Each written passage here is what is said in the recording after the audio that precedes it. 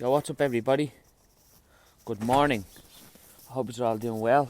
The sun is in my bleeding eyes. And what I want to speak about today is that it's a beautiful day here in Toronto. But the reality is we're going to speak about this mindset stuff, aren't we? And psychology. The stuff that we don't speak about in nutrition and training. So what I want to do is I want to just reflect on it's something that I've been seeing in the last 10 to 12 years, and I used to do it myself, and that's the all or nothing mindset. I'm going all in here. I'm going all in. I want fat loss. I don't care how I get it. I just want it. I don't care about my family. I don't care about my social life. I want fat loss. I want to look like that person on Instagram. I want to look like them people in the Facebook groups. I want to look like all these people. I want to look like Arnie, you know.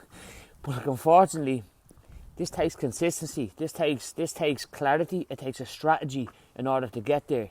Because let's be honest about it. We're in the first 14 to 28 days. If you're starting out, if you're going in with an all you can do mindset right now, right? Just reflect back to being honest with yourself. Do you think if you have an all or nothing mindset, do you think you're ready for a fat loss plan? Because when you go inside that fat loss plan, see weeks 4 to 8, and then weeks 8 to 12, and then weeks 12 to 16. If you've no energy now, you want to accept that you'll have no energy when you get there, and that's being honest with you. So you just need to remember that. And then the other thing what we do is what happens is most of the time, just trying to get out of the sun, is we could not complain about the sun though, could we? So especially if you live in Toronto, I can assure you that. So what you need to look into is just thinking of that, you're not going to have energy in them times, right? And no, you can't eat birthday cakes and loads of high palatability, high calorie foods. No, you can't. And whoever tells you, yeah, you can, I just think that they're giving you a little bit of misadvice, because when you diet down, you become micronutrient deficient. Does this make sense? You become deficient in micronutrients. Muscle loss goes up. So you start to want to lose muscle. The body wants to use muscle because it's so metabolically active, alright? Your thyroid goes down. So your metabolism slows. It doesn't get faster. It slows. It comes conservative, okay? So it stops. Think of your car stopping in the middle of the road on the way to a destination with no petrol or no nothing. What are you going to do? Well, we'd probably try to get out and push it. That wouldn't be a great idea either, would it? Maybe you need to just put petrol in it or wait and get petrol somewhere. But what we need to look into is staying on this fat loss, the all or nothing mindset. And then, here's what I'm seeing people doing, right? Now, I'm not judging. When you diet down, training volume comes down. It doesn't go up. It comes down. The purpose of training volume, or the purpose of resistance training in a fat loss phase, is for muscle retention. It's for muscle retention. It's to hold on to muscle, and it's also to help you increase fat loss, not weight loss, fat loss. Because if you don't do that, then the whole protocol becomes weight loss, doesn't it? You start to lose muscle tissue, you start to lose bone mineral density. All these types of stuff starts to happen. You just start to deplete glycogen, which is the stored carbohydrates in your body. And then you start to deplete water, and that's what happens. This is what happens. So, just thinking of it now, would it not be better? Just stay 1 minute, right? How many things have you tried in the past to lose weight or gain muscle? Come on, be honest. Write them all down. Get a pen and paper out of your kitchen.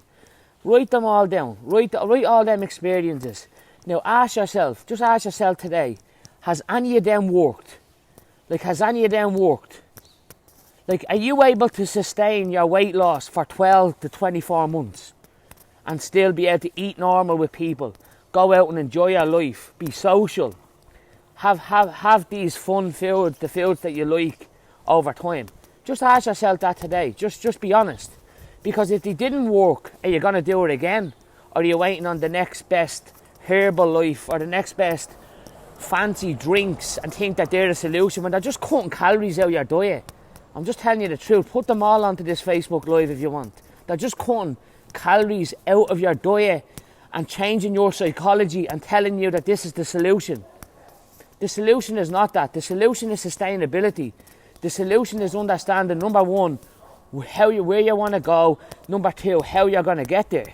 You just need to know these things. You just need to know that fat loss takes time. Fat loss takes time. And it also takes lifestyle and behaviour changes. Like, think of the habits that you have today, right? Just think of the habits that you have, right? Think of, like, how many of them habits are actually skills. Like, have you got cooking skills? Have you got education around proteins, carbohydrates, fats, dietary fibre, the recommendations that needed? Have you got education around the right amount of training that you actually need to expand energy over time? Because, like, the all or nothing mindset just sets you up for failure. Like, that's all it does. Like, it's just like going in all or nothing. You should look at this as a long-term solution. Like a long-term solution. Ask yourself today, how much money have you got to invest in a great coach that you trust, that can get you results? Like, just look at your finances and say, what's more important to me, my body or my car? Like, and I know sometimes it gets that deep. Sometimes it gets that deep. Because the car can be a liability and the coach can be an asset. And when you, like, right now, I'm not saying go out and sell your car. I'm not saying that type of stuff, but like looking for somebody that actually knows what they're doing, that understands biochemistry, that understands behaviours, that understands how fat loss actually really happens. Because it doesn't happen by just keep cutting things out and trying all these solutions all the time. Yes, actually, I'm actually a little bit wrong, and I accept that I'm wrong. It does happen for what, 3 to 4 weeks? Then before you know, you're back in the cookie jar. Before you know, you're back eating all the big bags of nachos, all this type of stuff. And then what happens is you just revert back to step one, and then before you know it, you're back on the Sunday diet club. The Sunday diet club then just becomes, I'm going the all-in mindset again. And then the other thing that gets in the way of the all-in mindset is the fuck it mindset. You know the fuck it mindset?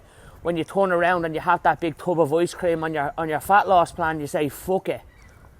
You know, these types of mindset things. So, like, we need to start looking in and understanding the mindset, the psychology, and the behaviour side of training and nutrition. Like, you need to understand, like, if you're on a severe low-calorie diet, right, that doesn't align with you, doesn't align with your culture, doesn't align with, like, what you're looking to do, doesn't put in things like diet breaks over time, doesn't put in, like, maintenance phases, doesn't schedule in weddings and things like that, schedule in your life, all that type of stuff. Like, maybe that's not right for you. Like, maybe it's not right for you. And, like, the all or nothing mindset is not right. What's right for you is something that's realistic, something that's sustainable, something that is specific to you. It has to be specific to you, because if it's not specific to you, you're not going to get the results, are you? And the all or nothing mindset and the fuck it mindset all the time is usually it's just going to keep reverting you back to square one, and then you're just going to keep getting back on, and before you know it, it's just going to be like a roller coaster. I call it the dieting roller coaster. I see it all the time, and to be honest with you, I've done over 1,000 consultations. I've done about 5,000 consultations in my time, and I can tell you one thing: the biggest pain and need I hear out of everybody is, I've tried so many diets in the past, and I've either got no results or I've ended up worse. And it's why low thyroid is so popular in the industry now, because all these diets that people are just trying, they're just causing that. Like, they're just causing that because there's such low energy availability of the diets. It's just so bad for you. Just think about it. It affects your immune system, it affects your hormonal system, it affects your relationships, it gets you exposed to injury. There's just, I can keep going on. You become iron deficient, your body can't transport oxygen, you start to get these horrible eating behaviours where just food becomes your whole life. Food starts to become everything because you're so deficient in that food all the time. Have a good think about that today. Like, are you using, just to get back to the most important thing of this is, are you in the mindset of, I'm going all in all the time, and is that all in mindset working for you? Yes or no? Are you using the fuck it mentality on your own, in your kitchen, when you're on these diet plans, or when you're out on your own? Are you having these devil's advocate conversations with yourself where you're like, oh, fuck it, I'm going all in here, I'll try that Monday? Because if your diet plan is making you do that and forcing you to do that, maybe it's not right for you. Maybe it's not set up right. You get me? Maybe it isn't. So if you have any questions, shoot them below. And I hope all is well with you, your family, with the coronavirus. I hope all is good. Just keep washing your hands.